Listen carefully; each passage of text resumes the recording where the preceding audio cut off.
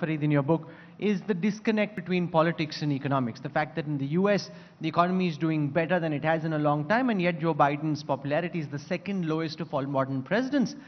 There are those in the opposition who will say that given how there is agrarian distress, growing youth unemployment, there should be greater discontent than what can be seen politically. The theory that could apply in the Indian context is who, even if all of this is true in terms of rural distress, the agrarian sector being badly off, it's about who voters think is best suited to help alleviate their concerns, where when they look at what's available for them politically, they end up potentially settling on the BJP and the Prime Minister because they think, okay, we have a problem, but he's the man who can settle it, and that's where the opposition struggles.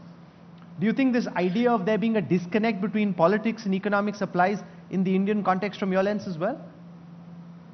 I think it applies, and I think you're right that it could sometimes help Modi, because there's a sense in which even if he didn't deliver on economics, he can deliver on these cultural issues that you raise up. And that's, to my mind, both possibly an effective game that the BJP plays.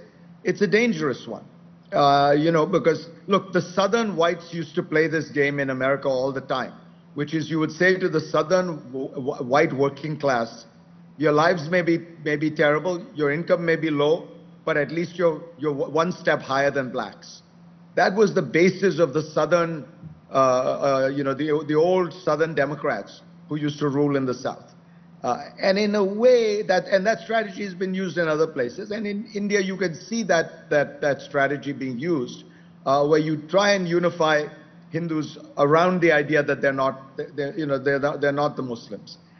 I think the danger here is, and this ultimately is why Advani and Vajpayee also, that version of Hindutva didn't work.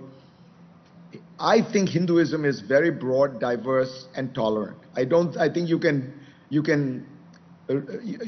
kind of get people riled up for a while, all human beings, on the basis of negativity.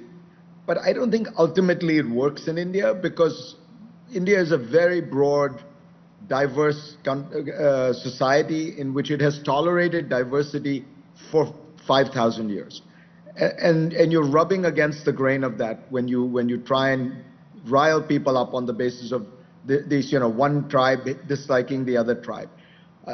On competence, you can certainly make the case that Modi will be the guy to deliver, and as I say, he has promoted that image very effectively with some justification. I think with Modi, you always have to recognize that while he's practicing some of these arts of tribal politics, he is also, both politically and administratively, very competent.